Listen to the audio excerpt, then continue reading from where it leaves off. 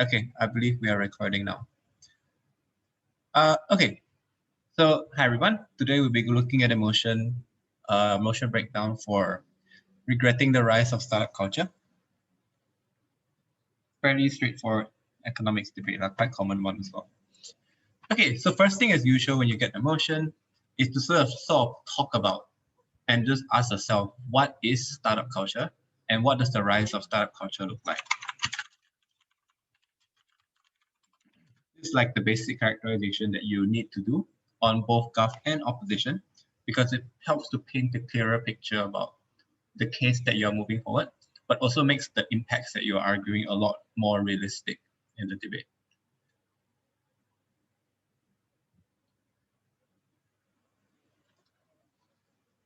Yeah, so when we talk about startup culture, like smaller companies,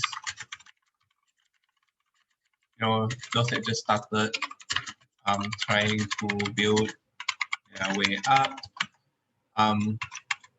they usually are quite small, decentralized and stuff. These are companies that, looking for venture capitalist investment. When we talk about startup companies, there's a lot of tech startups in Silicon Valley. Grab and Uber started out as startup companies, and obviously now they graduated to becoming quite large in terms of companies. But those are examples of how startups come into existence. Grab, Uber, now company, their own right. Why do we call it a startup? Like obviously you have an idea in terms of how to run a business, you think it can work, and so you go start your company out like that. That's basically what a startup is. Also, the other thing about startups is that because you deal with relatively low amounts of turnover, like in terms of inventory, in terms of manpower and all that, it's quite smaller. And because it's small, there's a tendency for people to do a lot of things, but also sometimes like a lack of accountability and like problems like that. The final thing to know about startups is that it's very, very risky. There's no guarantee that your business is going to survive. And if people, for instance, doesn't like the service that you are producing, if it doesn't catch on, then you're just likely to die out. Risky investment. If a product slash service doesn't gain traction, likely to die out. And obviously, because this is the only reason for your existence, if your company dies, like if the product that you are selling like doesn't take off and doesn't gain traction, you don't have any reserves to fall back on. And that's why it's quite risky in that regard, right? Nothing to fall back on. Other thing to know about startups is that there's actually a pretty big barrier to entering a business. Large barrier to entry. So if you want to start a business, obviously you need to go and get a license. Licensing, a lot of cost there. You need to pay for this, pay for that. If you want to run a physical shop, like I guess less in the age of online startups, but if you do, want to have a physical shop, then getting the rent upfront, especially if you don't have credit ratings, like very good credit rating and all that, can be a bit of a challenge. Physical. We got security deposit. There's rent every month has to be paid. Usually it's like a 1-year contract. Large upfront commitment. If you break the contract, you lose your security deposit or like things like that can happen. Also, more often than not, you will probably need to take out a loan of some kind.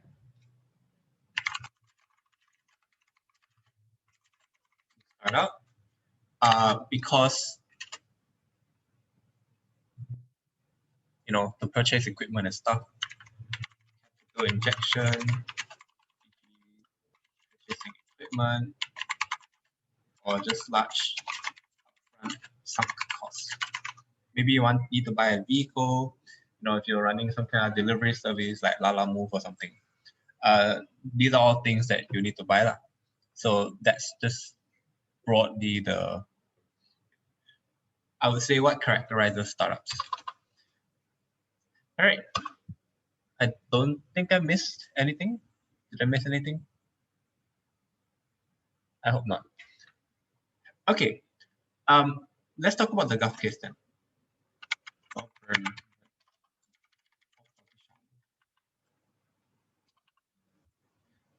Gulf. How did I make this come out? Oh, I just bolded it. Okay.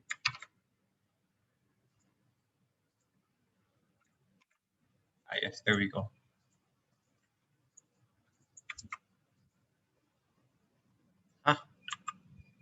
Okay, there we go. All right. So on government, what's this debate about? It is about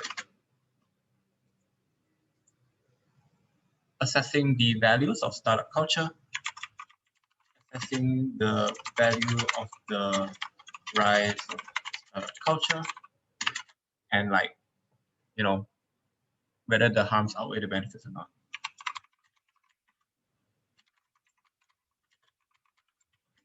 It's all vice versa. The burden on Gov to show that harms outweigh the benefits. Okay, that's all you have to do. So obviously on Gov, and after you sort of do all the characterization and all that stuff, is sort of identifying what exactly the harms of the rise in startup culture is, and why those things are less likely to exist in the counterfactual. Actually, that's the first thing I want to do on the Gov bench. Okay, so regrets motion, the way they work is a comparison between a world without this thing and a world with this thing. So if you, in this case, if you regret the rise of startup culture, then the counterfactual you're defending in government is you basically prefer a world without any startup culture and stuff. It doesn't mean that you won't have any startups in your side of the house. It's just that there isn't this like predominant culture that sort of pushes people into opening startups and taking on a lot of risk that often does not pay off. And what people are likely to do then is they're just likely going to go into more stable jobs and stuff, probably owned by larger companies, or maybe even into state agencies and all that. That's probably the counterfactual you want to defend. Yeah, so without startup culture, no glorification of small companies that made it big in the world. Try a hand at business. Less likely you get university students opening companies right out of college. More likely people seek out more stable jobs, corporate jobs, public sector, whatever it is. That's like the counterfactual you want to defend in Gulf. Some businesses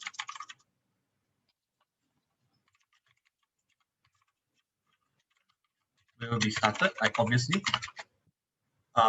probably more likely to be done by people with some experience in business and capital to fall back on. Yep. Okay. So that's what the counterfactual on government probably looks like. Why is this likely to be true? Well, I mean, I guess it's fairly obvious. Like if you don't start out a business and you still gotta eat and stuff, and so to sustain your life, you have to find a job lah. And then the question is, where are you going to find that job? It's likely going to be elsewhere. Okay, so first argument on Gov. Why is startup culture something quite harmful? So I think that the most obvious argument on government here is to just talk about why startups in general are just very, very risky, and why just people don't have this ability to like assess rationally the cost and benefit of starting up a company and like the chances of success. Just because the types of people who are likely to be influenced by startup culture the most are usually people in universities and like people that just left. And like, we always sell them narratives of things like, oh, if you spend 30 years working and stuff, your boss might be able to get a new car and things like that. It is sort of very disempowering narratives, which then says that, or sort of incentivizes people to go into more risky options and sort of take control of their own lives. And that risk is not one, it is one that is like, it's quite damaging because obviously the failure rates of startups is incredibly high. But I think also you can talk about spillover effects towards the rest of the economy and stuff, and why that in general is not something that's not very good. So just generally on Gov, you win on the metric of risk aversion, or like the prevention of harm, just because less people are likely to drop into becoming a startup and like have a failed business and all that stuff. Okay, so that's probably the first thing I would run. Why individuals, or rather why this culture pushes people into starting failing businesses. Okay, so there's like two premises that needs to be established for this argument to work. The first is that you need to prove that the culture pushes people into this, so that shows that they're likely to make the decision. And the second is that you need to prove that startups predominantly are likely to fail. And like all of these things need to be grounded and explained with reasoning, context, and examples to demonstrate why this is more likely to be true. Because the argument basically hangs on those two premises. And if op can disprove either of them, then the harm in this, for this argument anyways, is less likely to materialize. So firstly, why this culture is incredibly influential.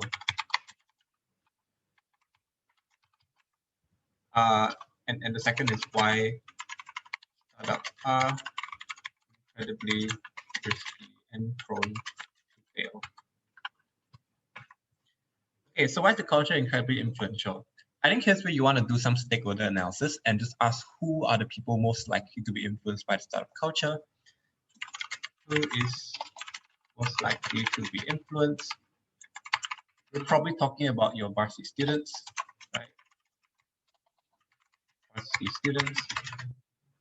Okay, 1, 2, get rich quick. Don't want to live and work in the rat race. Yeah, some exposure to corporate jobs. Some exposure to corporate jobs and stuff.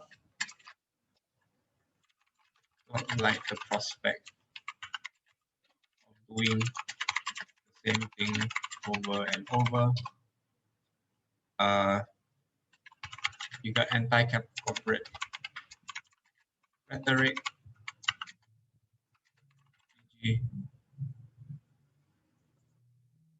Oh no. Yep. So for instance, nobody like what's that? If you work hard for 10 years, your boss will get a new car. Yep, something like that. So this is very disempowering.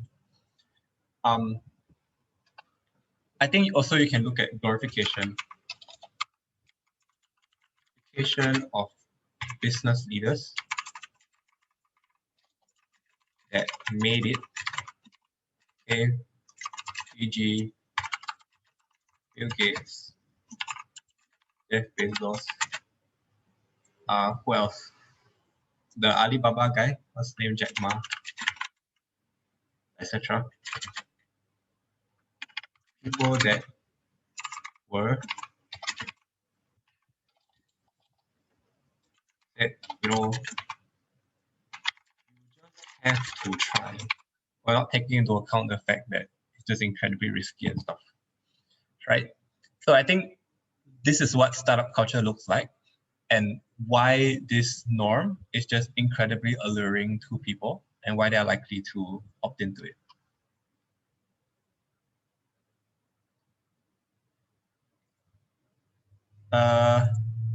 Yeah. Actually, if you want to talk about varsity people, there's another thing here. Not a lot of experience or knowledge on how the industry works and functions. They don't really know what it takes, what it requires. I don't know what it takes to keep business running. Like obviously, it's not just accountancy, and like inventory management. It also involves a lot of soft skills like relationship building, knowing what people need, how to earn profit in a way that is ethical, in a way that can build your customer base and like your revenue and all that stuff. These are all things that require experience, but most importantly, people who are younger and more naive don't really know how to do that. The last reason here is like, I think it affects like uni students the most, but it's not only towards them, is that people always have an optimism bias. Optimism bias.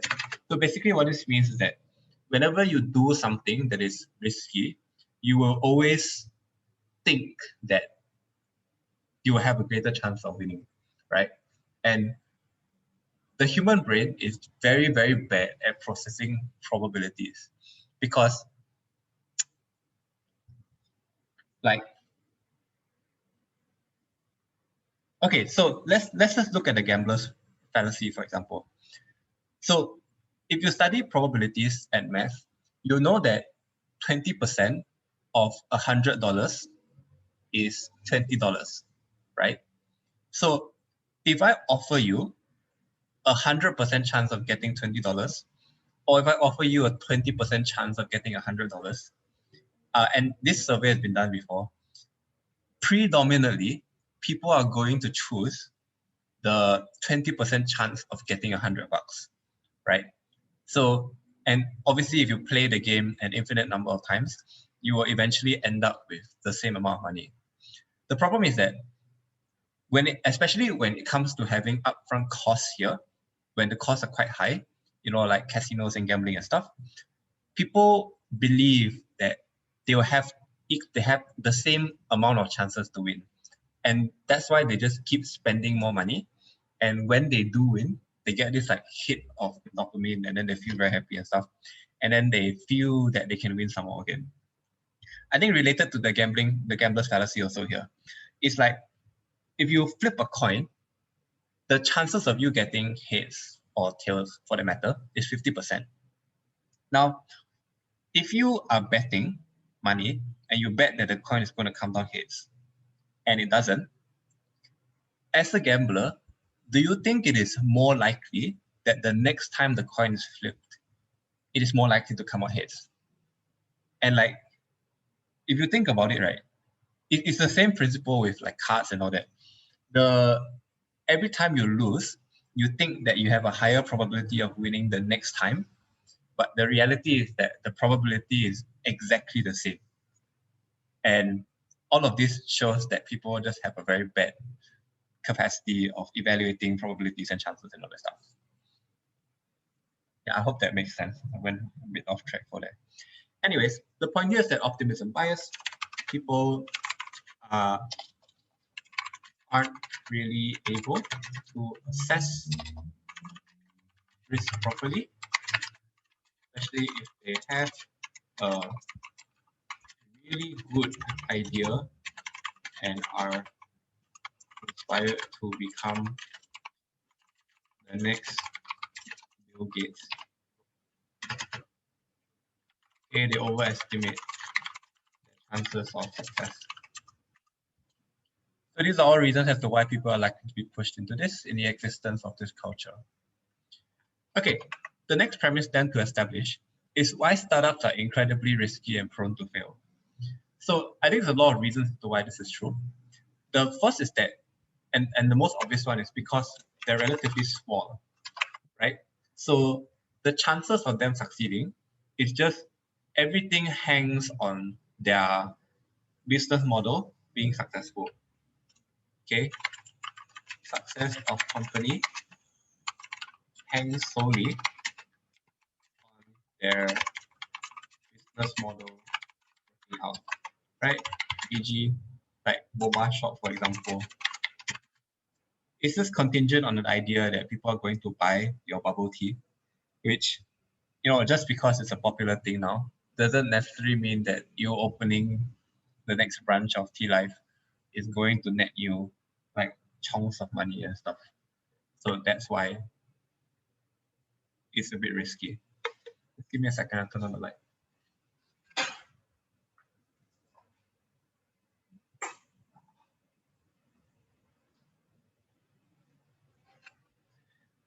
Okay.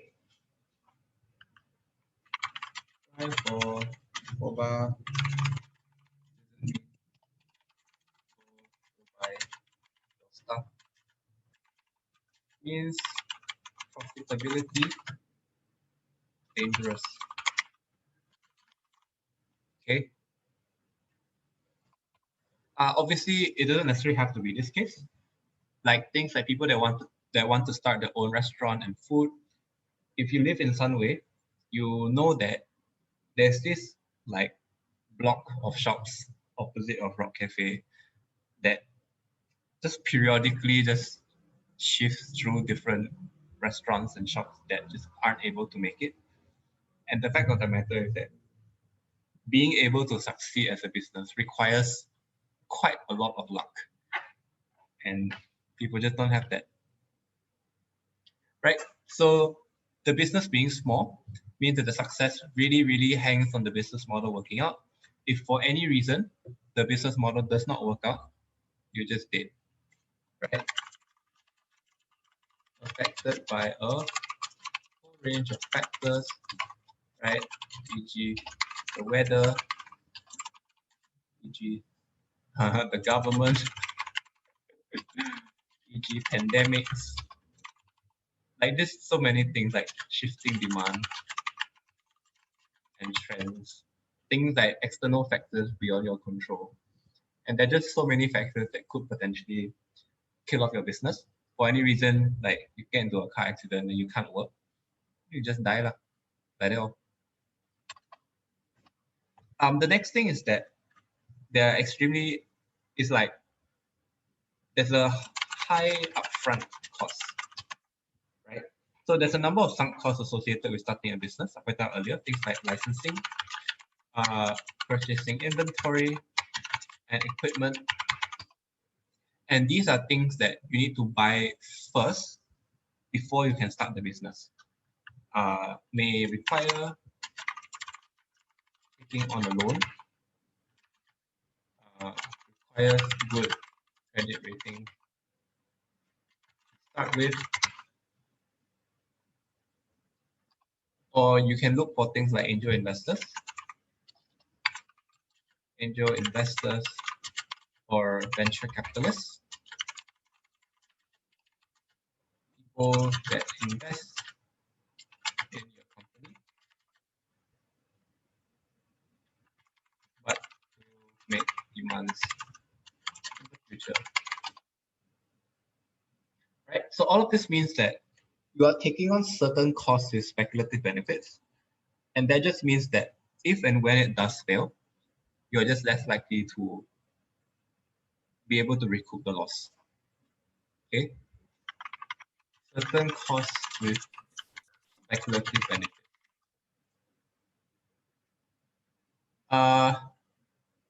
Yep.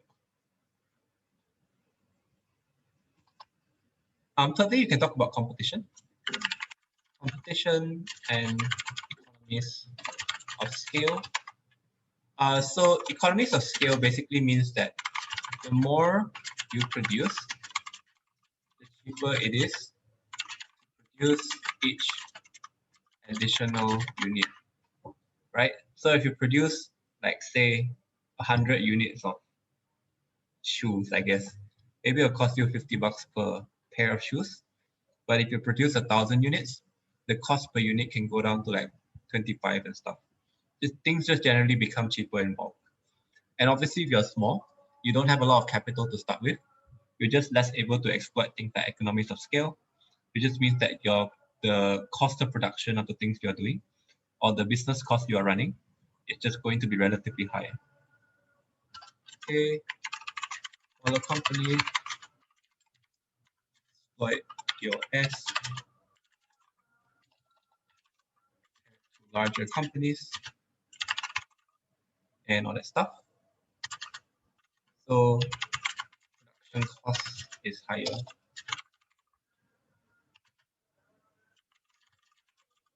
Pass on to consumers. Okay, competition also. Smaller means small and unknown, less name brand recognition, okay, harder to generate demand. No, you don't have a reputation and stuff. Less reputation, quality of services, not vouched for. So, for instance, some no-name brand of like whatever thing you want to do, want to buy from the shop, and it's like, do you really want to spend money on this thing that could potentially give you cancer or something? And like the fact of the matter is that you probably don't, which is why I decide to buy those things, even if they are cheaper, and even if they could potentially be actually better. Consumers less likely to risk buying it. Third is just cost. So sort of tied to economies of scale is also the fact that larger companies have more financial safety nets to operate within the realms of losses. Larger companies have the luxury of operating at a loss. Costs, they have reserve. So this looks like giving discounts for the last few items in the inventory. I mean, obviously, at a smaller company, you can do that too, but like it means that you will earn far less because you don't have any safety nets to fall back on.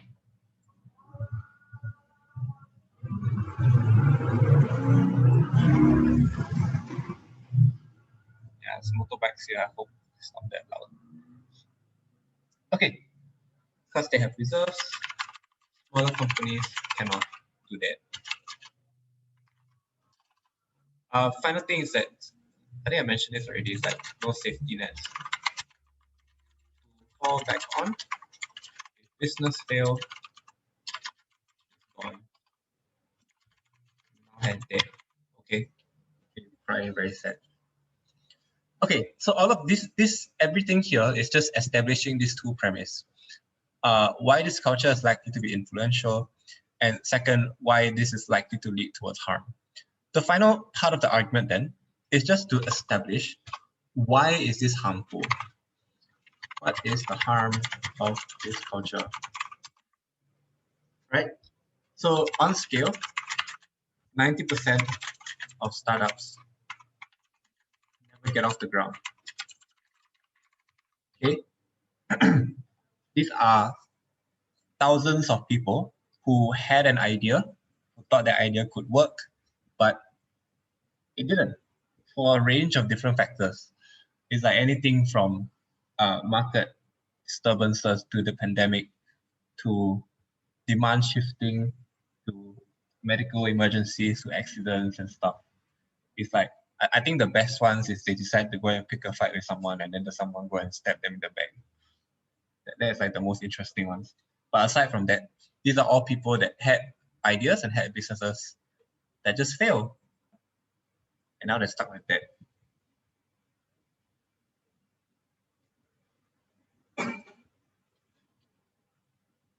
Yep, or arrange different factors. But the harm here is that when those people fail in terms of starting their businesses, they end up in a worse position than they were in before, right? When they fail, they end up in a worse position than before they started because of that. Okay, because they took on some costs at the beginning of starting like those businesses and stuff, and as a result, it is harder for them to recoup the loss, right? Because of that, from some costs, business prevent them from having savings and like all those things.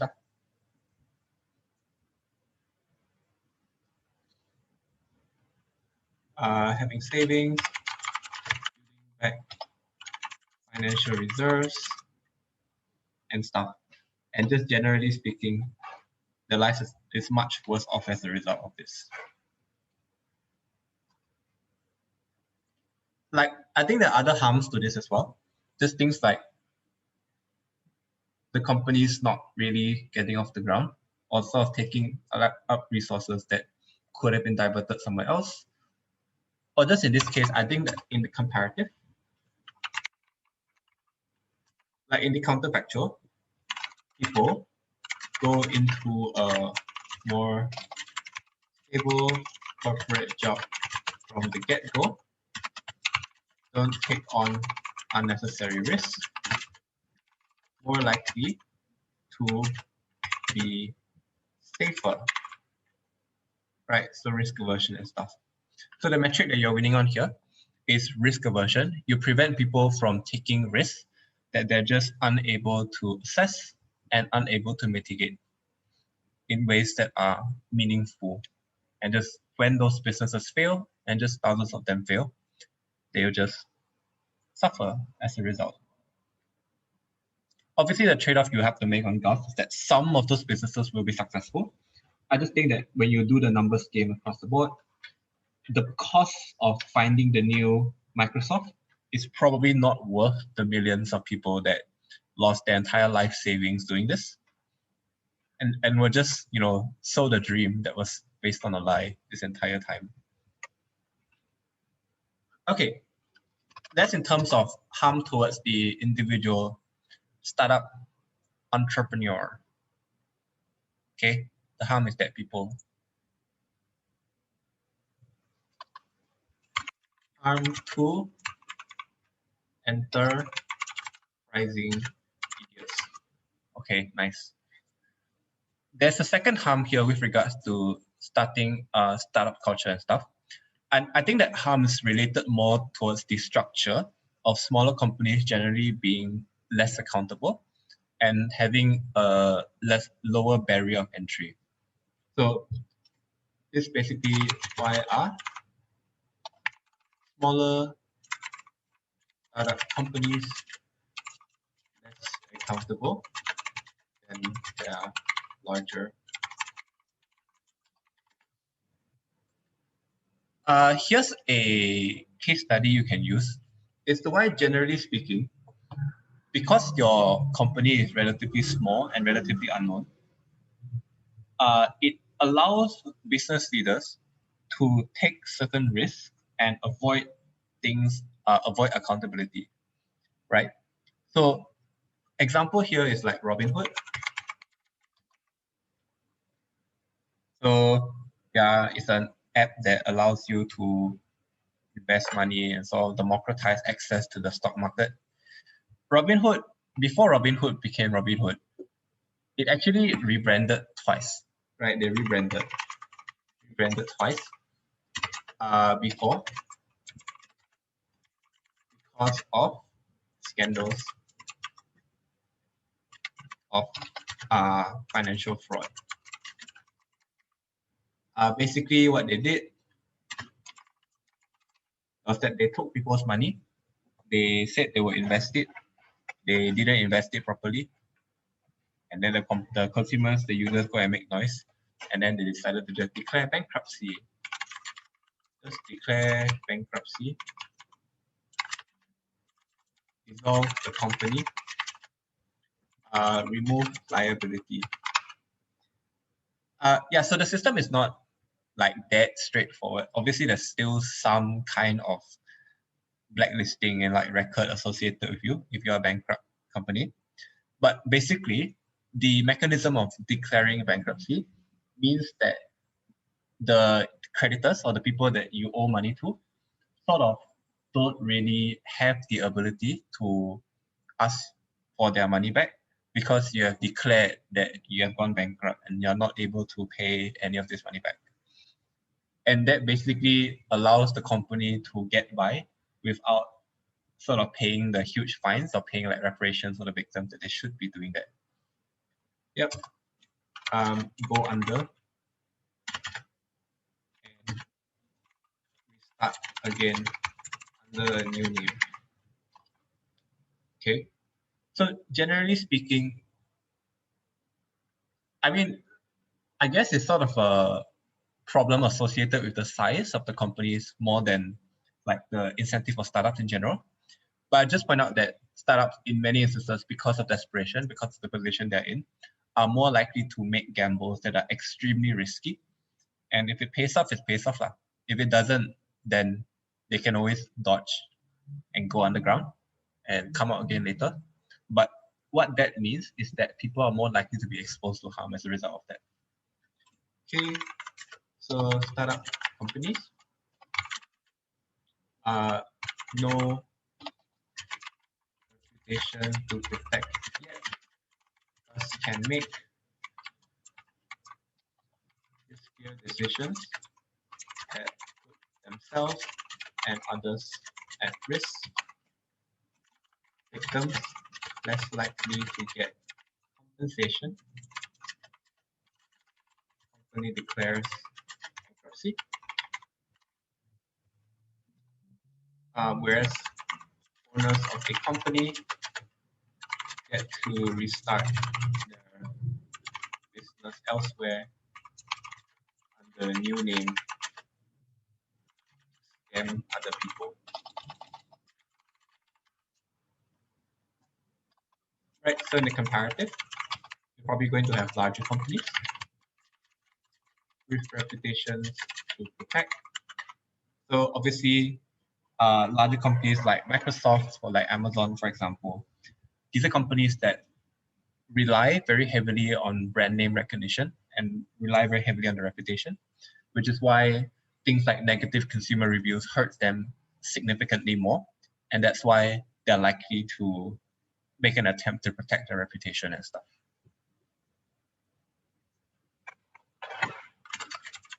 Less likely to do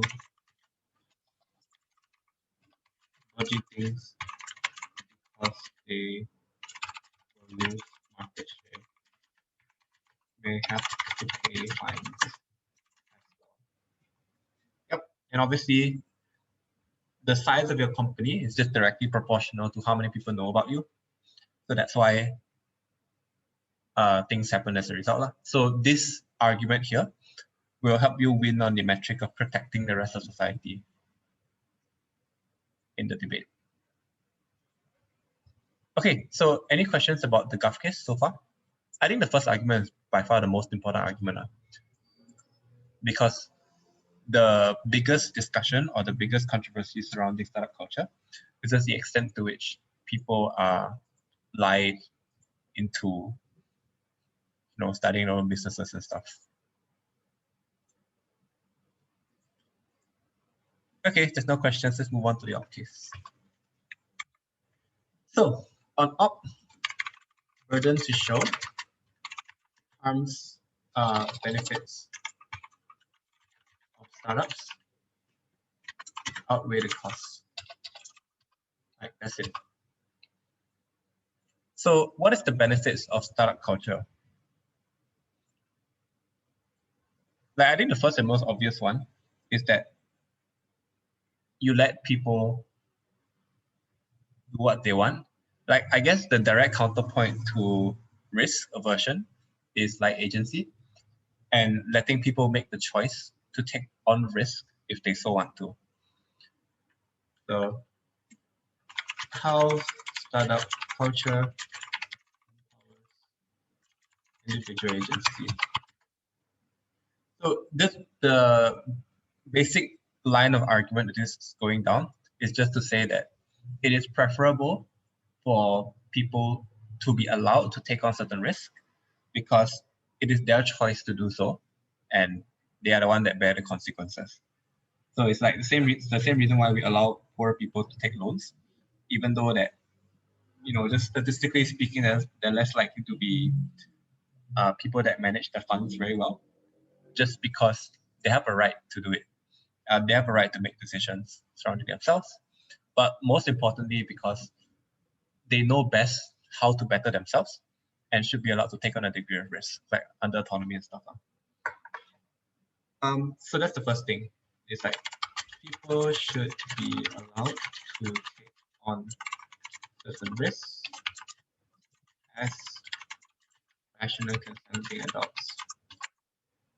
Okay, so even if starting up a business is relatively risky, you can just say that people should be allowed to do it. That's all. Obviously, rationality is very, very contingent on the provision of information. And on our position, there's just no reason why you can't support increasing propagation of information. In fact, you can also support a lot of different ways to support startup cultures and try to reduce their failure rate per se. Right? Can support people campaigns, education, business courses, startup, for potential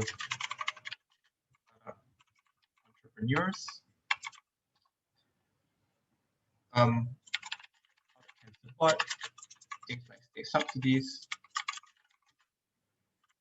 for startups, SMEs, like things like tax breaks, for example, tax breaks in the first 5 years, etc., to reduce the upfront cost of starting a business.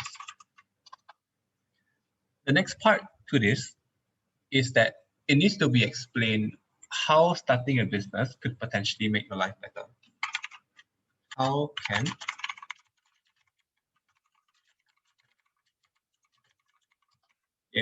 So here's where you kind of need to mechanize why the business is likely to be successful, or at least give reasons as to why people should be allowed to make decisions even if they fail.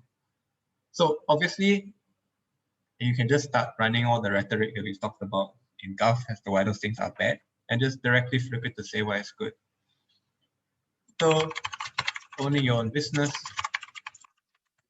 knowing how your money is spent, having a direct impact on society, so freedom to do what you want, right? You're not tied down to a corporate job. You have like massive capacity to, what's the word? I think sort of accumulate resource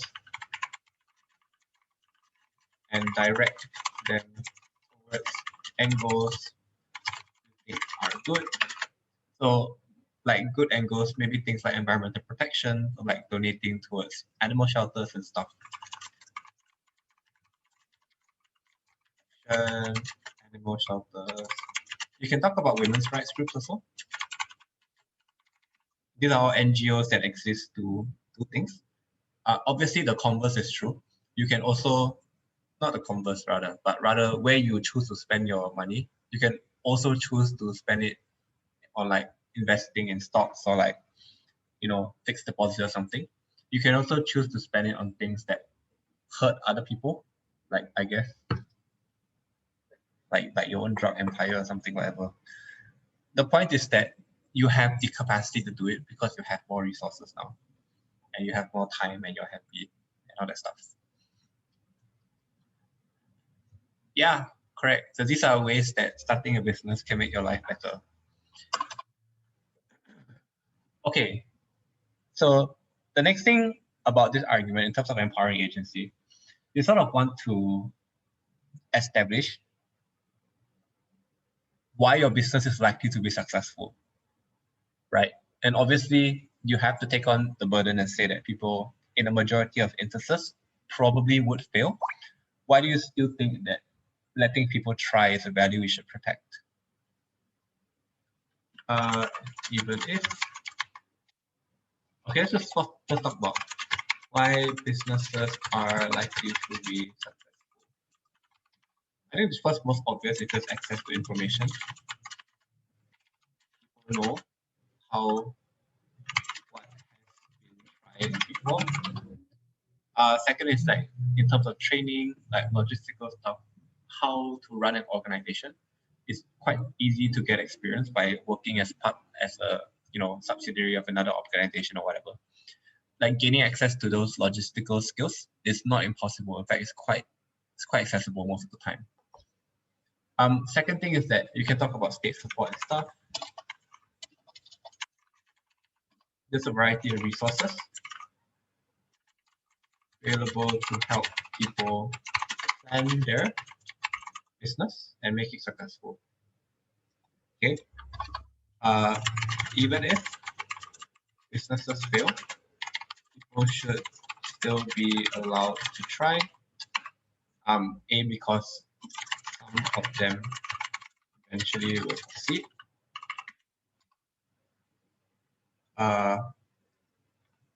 But that, the process of trying benefits the individual in terms of knowledge and skills and connections made. And finally, it's what people want. So even if basically the state should not be paternalistic, what people want, state cannot be paternalistic and prevent people from making choices even if they could potentially harm themselves. They consented into it. Right, so then the metric becomes consent and autonomy. Right, so that's the first thing. In terms of why you should be allowed to take on risk, even if you're going to fail. And obviously on op, you have to defend the worst case scenario. Some people ending up failing and just becoming poor and all that. You can also have social safety nets, things like welfare systems to catch them and make sure that they just won't become absolutely destitute and stuff. But regardless, they should still be allowed to try. The second argument, I think that here's where most of the economics things come into the fore, is why startups are a good thing, or why increased numbers of startups are good for the economy, right? So I think the way to prove this in terms of the value startups have is in terms of the types of industries and the types of services that startups offer, right? So the question you ask is, how are startups going to succeed in a very, very competitive industry? The answer to the question is usually either by finding a sort of niche area of the market that hasn't been established already, or in terms of finding and discovering market disrupting technology, things that potentially can make people's lives very, very different and better in that regard. So I think example of market disruption technology, things like the iPhone, the smartphone, that replaced BlackBerry and Nokia. So it's like, Nokia back then was like giants in the mobile phone company. And then Apple came up with this new idea for an iPhone. And just BlackBerry just didn't adapt, and then they just died. So that was the thing. Okay, so the successful startup business model is to find niche industry that have not been met yet. Market disruption, technology change the industry entirely, or just increase competition by having more numbers of them, right? Actually, this is not under the successful model. This is just there because it is. All right. So I think these things need to be fleshed out as well. Larger companies, they already have a set model on how to be profitable, less likely to want to take risks by venturing into a new sector. It can just be not profitable for larger companies to expand. So this looks like going to rural areas. It's like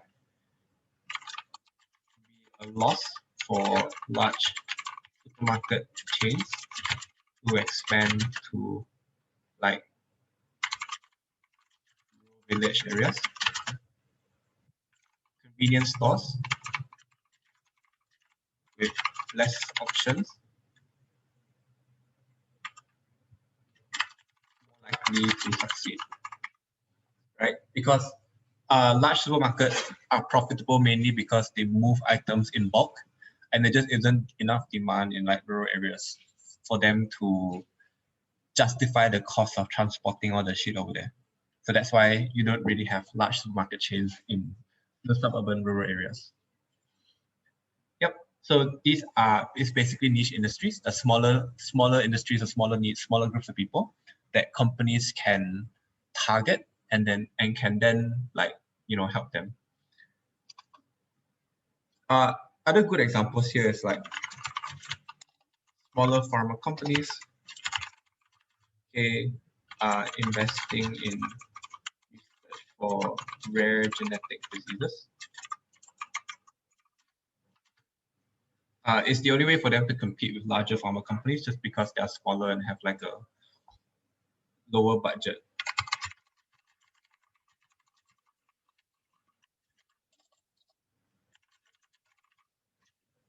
Yep. Okay. Market disrupting technology. I think quite self-explanatory. Correct. Yep. E.g. Apple's iPhone replaced Nokia and BlackBerry. Smartphone industry, because they found a better way to help users with the touchscreen, right? Instead of the very bulky keyboard.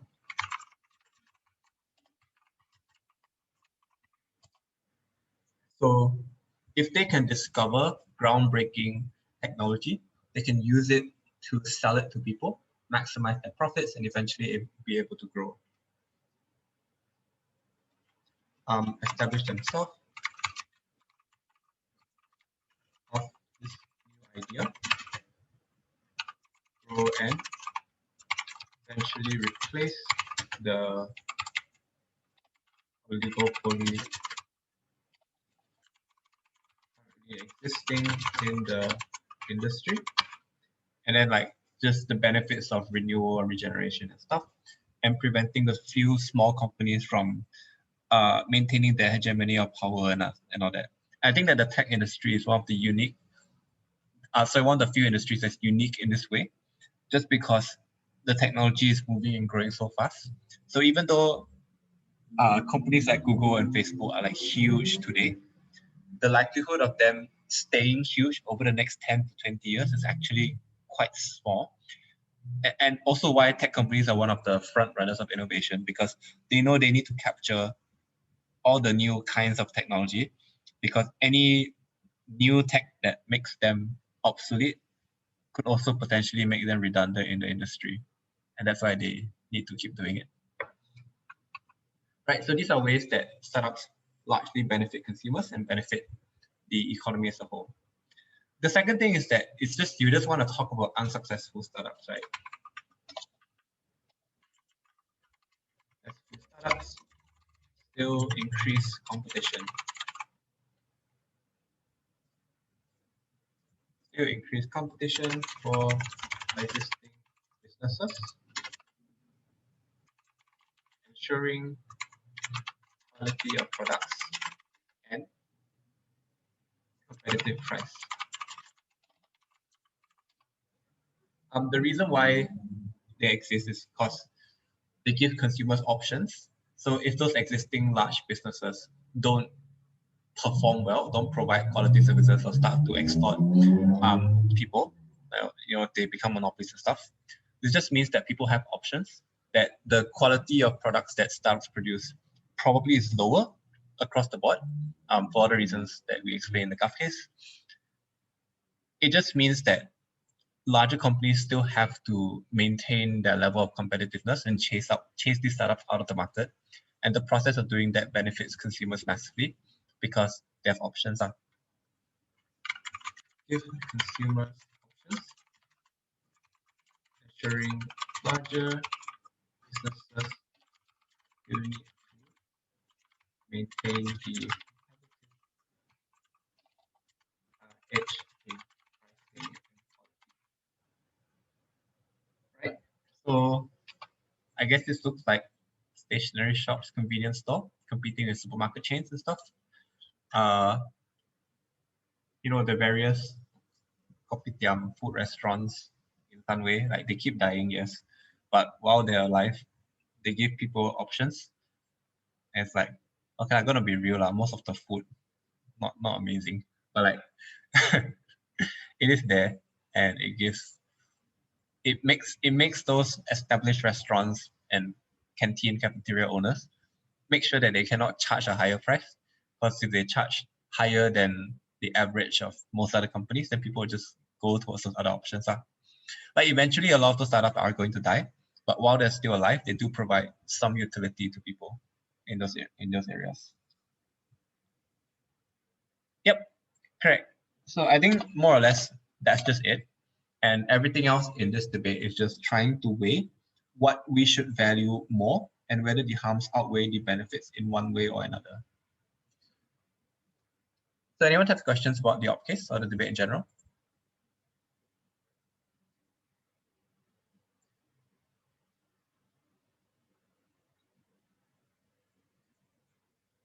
If not, then I think we can just, we'll end it here. And as usual, we'll probably be doing something next week as well. Okay.